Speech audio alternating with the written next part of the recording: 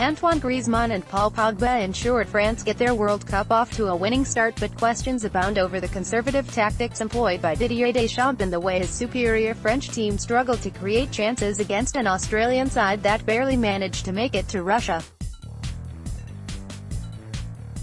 Deschamps started with a three-man attack comprising of Ousmane Dembele, Kylian Mbappe and Griezmann, with Pogba and Corentin Tolisso operating on either side of N'Golo Kante in the midfield. Surprisingly, the 1998 World Cup winning captain opted to start with a relatively defensive-minded Lucas Hernandez and Benjamin Pavard at the fullback positions ahead of the more attacking Benjamin Mendy and Djibril Sidibe. Didier Deschamps started with a conservative starting 11 as France missed out on a chance to establish their title credentials. AFP, Kirill Kudryavtsev, Hernandez and Pavard barely contributed going forward, with none of their attempted four crosses finding their targets. With a three-man midfield and a conservative fullback pairing, the onus of manufacturing chances rested on the front three, and they couldn't deliver for most of the match. Socceroos coach Bert van Marwijk set his team up to deny the French front three space to attack, and his plans almost won him a credible point. The Aussie back four of Josh Risdon, Mark Milligan, Trent Sainsbury and Aziz Behich sat as deep as they could without parking the bus. With no marauding full-backs to deal with, the Aussie defence managed to restrict France to only 6 attempts on goal, with only 2 of them, off which France scored, coming after 8 minutes. With no Olivier Giroud, France looked to use the explosive pace of Mbappe and Dembele to create chances, but what the Australian defence lacked in pace, they made up in defensive positioning.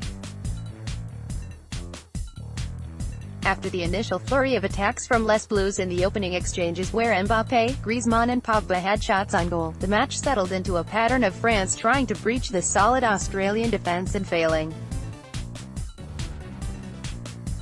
From running at defenders to threading in through balls into the Australian box, France did everything they could. The way Van Marwijk set up his defence gave little space for Les Bleus to exploit, and any through or long balls were either dealt with by the defence or went through to Matt Ryan in goal. Between the three of them, Risdon, Milligan and Sainsbury had 26 interceptions, more than the entire French team combined.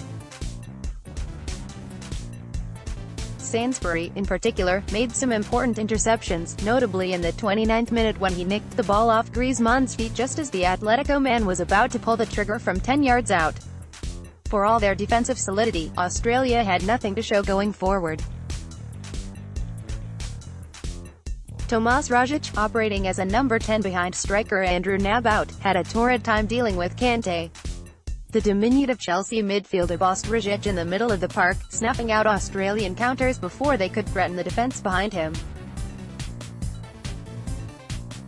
Australia's only chances came off set pieces, and they nearly took the lead from one in the 17th minute when Aaron Mooy swung in a delightful free kick from the left, only for Hugo Lloris to make a superb save. The Spurs skipper dived low to his left to prevent an own goal even as Sainsbury looked to tap in the rebound. The first half ended goalless, with Australia going into the break happier of the two teams. Australia maintained their defensive shape in the second half, but a lapse in concentration was exploited by the French. Kante won the ball in midfield and found Pogba, who threaded in a beautifully weighted pass to Griezmann. Risdon was caught napping as he brought down Griezmann just inside the box. Though denied a penalty by the referee, France became the first team at the World Cup to be awarded a penalty after intervention from the VAR. Griezmann, who had barely had a say in the match, made no mistake from the spot. The Socceroos levelled 4 minutes later after Samuel Umtiti handled the ball in the box to gift Australia a penalty which Malyetanak duly converted. That was the only error that the French defence committed against Australia.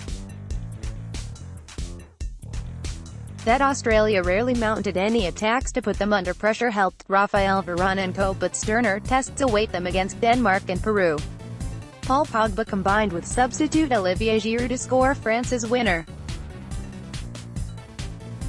AFP, Frank Fife. The introduction of Giroud saw France get a target man up front capable of harrying the Aussie defence, and he took little time to make his mark. With his back towards goal, the Chelsea man was found by a rapidly advancing Pogba. Giroud took one touch before his second set up Pogba to score. Technology again went in France's favour as goal line technology ruled that Pogba shot landed inside the goal before bouncing out. France held on to grab all 3 points in their opener. Though they won, the style with which they went about it will cause concern for France fans. For all their talent and positional flexibility, the front three of Griezmann, Mbappe and Dembele rarely combined to threaten the Aussie defence. Club and country, Giroud has shown his ability to combine with the secondary striker, Eden Hazard at Chelsea and Griezmann for France, while getting wingers into play. Against a deep-lying and physically dominant Aussie defence, Didier Deschamps missed a trick by not starting with Giroud. Against what is probably the weakest team in their group by playing a conservative team, Deschamps and France missed a chance to get off to an explosive start in Russia. Rather than establish their credentials as favourites, France's tame start to the tournament leaves a lot to be desired. Click here for full coverage of FIFA World Cup 2018. Click here to view the full schedule of FIFA World Cup 2018. Click here to view the points table of FIFA World Cup 2018. Updated date, June 17, 2018, 9:45 a.m.